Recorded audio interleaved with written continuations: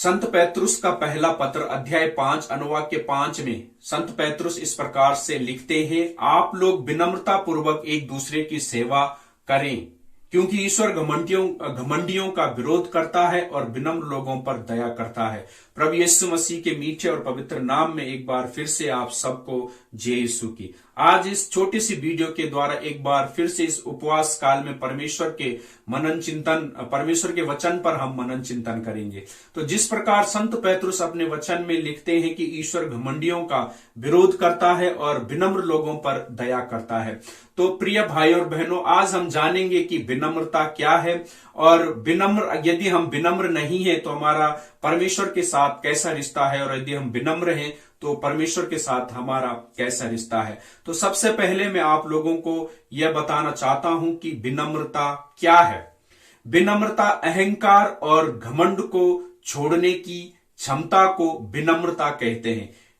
अहंकार और घमंड को छोड़ने की क्षमता को विनम्रता कहते हैं। यदि हम इन दो चीजों को त्याग सकते हैं तो हम अवश्य विनम्र इंसान बन जाएंगे, और परमेश्वर हमसे यही चाहता है। और इसका लाभ भी संत पैतरुस हमें अच्छे से बताते हैं कि परमेश्वर विनम्र लोगों पर दया करता है। तो प्यारे भाई और बहनों, आज हम भी इस लेंट सीजन में परमेश्वर के वचन के द्वारा, उपवास के द्वारा अपने आप को विनम्र बनाने की कोशिश करें। और दूसरी बात यह है कि विनम्रता से हमें क्या फायदे होते हैं। विनम्रता हमारे जीवन में होने वाली किसी भी घटना के प्रभाव को कम करने के लिए हमारी मदद करती है। यदि हम अधिक दुखी हैं तो उस दुख से बाहर निकलने के लिए विनम्रता हमें बहुत मदद करती है। और यदि हम अधिक खुशी में हैं, हमारे जीवन में बहुत सी खुशियां आ गई है और उन खुशियों में संतुलित रहने के लिए विनम्रता हमें मदद करती है।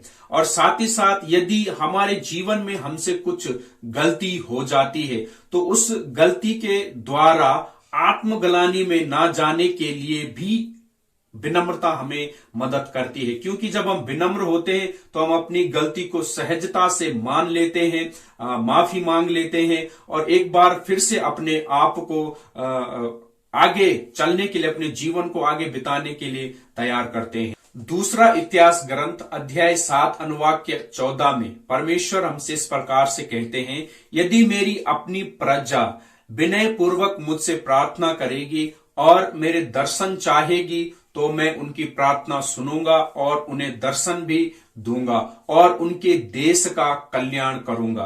प्रिय भाइयों और बहनों, परमेश्वर यहां पर हमसे आग्रह कर रहा है, हमें बता रहा है कि हमें विनम्रता पूर्वक प्रार्थना करनी चाहिए। जब हम प्रार्थना में भाग लेते हैं तो हमें किसी प्रकार का दिखावा हमारे अंदर नहीं होना चाहिए, या हमें प्रार्थना ज्यादा करनी आती है या कम करनी आती है, या हमें ज्यादा प्रार्थना करनी आती है और उसका हमें घमंड है, तो परमेश्वर हमारी प्रार्थना को बिल्कुल भी स्वीकार नहीं करते हैं। क्योंकि यहां पर साफ लिखा है, यदि मेरी प्रजा विनय पूर्वक मुझसे प्रार्थना करेगी तो मैं उनकी प्रार्थना को सुनूंगा। तो हमारे जीवन में नम्रता का होना बहुत जरूरी है, तभी हम परमेश्वर से आशीष पा सकते हैं। और इस उपवास काल में जो भी हमने लक्ष्य रखा है अपने जीवन को बदलने के लिए, तो उन सब लक्ष्यों को यदि हम पूरा करना चाहते हैं तो हमें सबसे पहले परमेश्वर की अनुग्रह की जरूरत है, परमेश्वर के दया की जरूरत है। और परमेश्वर ने अपने वचन में यहां पर कहा है कि परमेश्वर उन्हीं लोगों पर दया करता है जो विनम्र हैं। तो यदि हमने इस उपवास काल में हमारे किसी पाप के बड़े पाप क्षमा के लिए हम उपवास करते हैं, या हमें कोई बड़ी जरूरत है और जो कई सालों से हमारा काम नहीं बन रहा है, तो उन सब कामों को बनाने के लिए हमें विनम्रता पूर्वक परमेश्वर के पास जाकर घुटने टेक कर, सर झुकाकर परमेश्वर से प्रार्थना करने की आवश्यकता है। तभी हमें परमेश्वर की दया प्राप्त होगी और हम परमेश्वर के द्वारा बहुत सी आशीषें प्राप्त कर सकते हैं। संत लूकस के अनुसार सुसमाचार अध्याय 14 अनुवाक के 11 में प्रभु यीशु मसीह अपने वचन में इस प्रकार से कहते हैं, जो अपने आप को बड़ा मानता है उसको छोटा बनाया जाएगा, और जो अपने आप को छोटा मानता है उसे बड़ा बनाया जाएगा।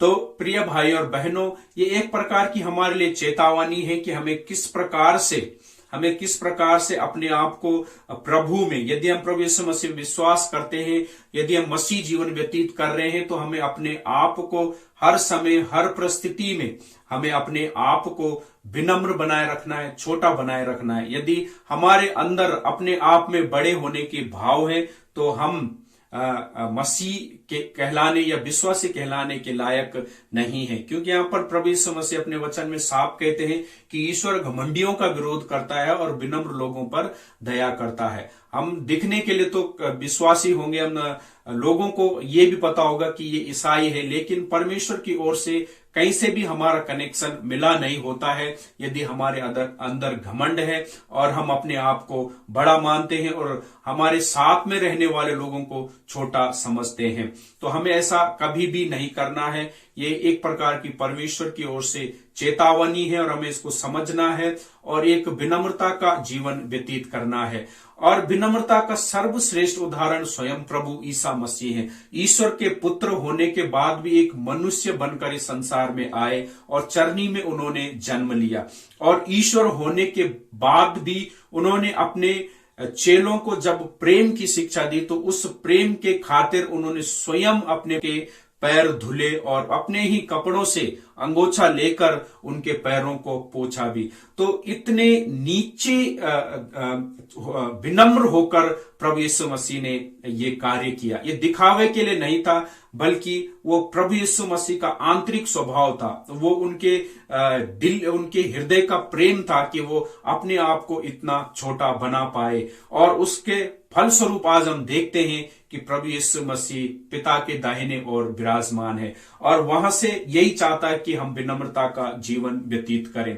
तो प्रिय भाई और बहनों, इस उपवास काल में हम अपने आप, जब भी हम उपवास करते हैं, प्रार्थना करते हैं, ये भजन वचन पढ़ते हैं, तो हम परमेश्वर से निरंतर प्रार्थना करें कि प्रभु हमें भी विनम्र होने की कृपा प्रदान कर, ताकि हम तेरे जैसे विनम्र बनकर तुझसे आशीष प्राप्त कर सकें। और सूक्ति ग्रंथ अध्याय 11 अनुवाक के 2 में हम पढ़ते हैं कि घमंडी को अपमानित किया जाता है और विनम्र लोगों में बुद्धि का वास होता है। यानी कि जो अपने आप को घमंडी समझते हैं, जो घमंडी लोग होते हैं, जो अपने आप को बड़ा मानते हैं, परमेश्वर अपने वचन में कहता है कि उनको एक ना एक दिन अपमानित होना पड़ेगा, उनको अपमानित किया जाएगा। लेकिन जो विनम्रता का जीवन व्यतीत करते हैं, परमेश्वर उनको जरूर अपनी बुद्धि, अपनी ज्ञान से भरेगा और अपनी दया से परिपूर्ण करेगा।